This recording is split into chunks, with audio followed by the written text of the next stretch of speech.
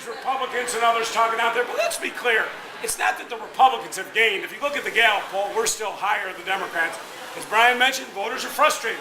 You bet. We got a tough employment condition. We got to create 125,000 jobs per month just to keep up with population growth. Before we get to the 15 million Americans who lost their job under George Bush. George Bush inherited, Bill Clinton had 4 balanced budgets, 2 years of surpluses, a $5.6 trillion surplus for 10 years was going to pay off our entire government debt by 2015. George Bush came in, 2 wars, a prescription drug benefit that wasn't paid for, and a tax cuts to the top 1%. Doubled our national deficit. China is now our banker. Folks, these are the facts. We should be proud of what we have done. And I'm darn proud of what Barack Obama and the Democrats and the Senate and the Congress have done. Why are we hiding in foxholes? We ought to be on fire and say, we're getting it done.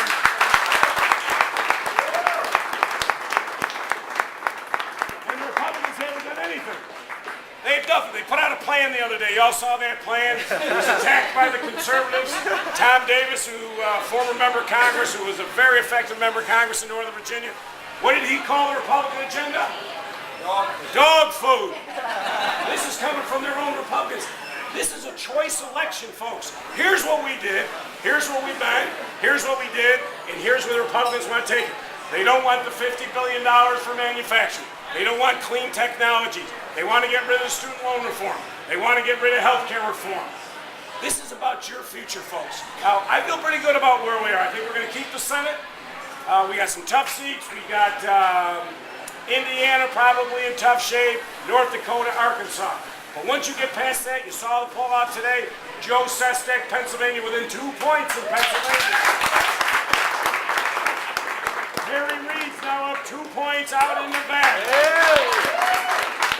Barbara Box up 5 points in California. Patty Murray up 5 points in Washington. So I feel pretty good about the Senate. Now the Tea Party has helped us. It's taken moderate Republicans and it's shoved them to the right. It's taken right-wing Republicans and shoved them off the cliff. They have nominated candidates, and I am not going to make any of this up. Now, we didn't have a shot at winning Delaware. That was tough. Vice President Biden's son decided not to run. The Attorney General, Beau Biden, served in Iraq with a great resume. He didn't want to run against Castle, the former governor, congressman. He ends up losing to Christine O'Donnell. Now, I don't know if you're into witchcraft and all that. And if you are, that's fine. But that's now a seat we'll win. We got Miller up in Alaska who thinks that unemployment compensation is unconstitutional. Now, I'm not making that up. He obviously hasn't read the Constitution. We have a gubernatorial candidate in Colorado running against our guy, Hickenlooper. Hickenlooper put bike paths in. Great thing to do. Get people out of cars. I need to talk to you about an electric car, Brian. Getting people out of cars, getting them walking and all that. He said the other day in a debate that these bike paths were part of the UN conspiracy to have sovereignty over Colorado. I cannot make this stuff up. So I think what's happening with voters, and this is why your calls tonight are so important. I think people are saying, yeah, I'm mad. I sent a message. But now I'm a little bit worried. Do I want to wake up on November 3rd and I've got these folks who want to privatize Social Security, get rid of Medicare, Medicaid, who believe that unemployment compensation is unconstitutional, who partake in some very unique, crazy things, whatever? No, of course not. So I think we have an opportunity over the course of the next literally 2 weeks to make a difference in this election. But it's about your future. We got to create jobs in this country. It's important. We need to do green jobs. I don't know if you saw me on Sean Hannity the other night. I went on. As you know, I'm now chairman of a big electric and hybrid car company.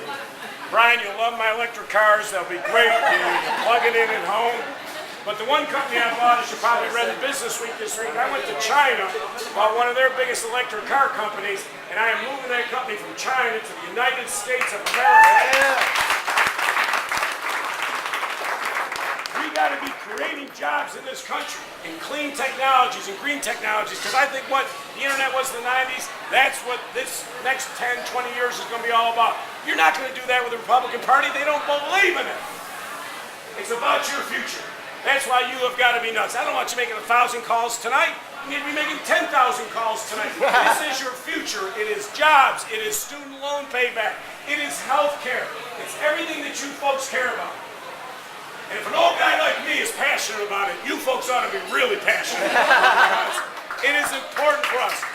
And in the House of Representatives, you know, it's not 39 seats. The press all say 39. It's really 43. Because we have 4 pickups that they're not even contested, so it's 43. That's a lot of seats. Today it's 50-50 if they get over 43 and under. So the next couple weeks, I think, are going to be very, very important. If you want John Boehner and if you want Eric Cantor replacing our leadership, then stay home. I don't want you to get out of bed on November 3rd saying, my goodness, how did we elect those people? We've worked hard for many years. This is when it's going to matter, folks. We need you tonight. We need you for the next 10, 12, 15 days, whatever you can do. You see people, you stop them. If they don't stop, you tackle them, you put them down, and you tell them why you are supporting Democratic candidates. Thank you.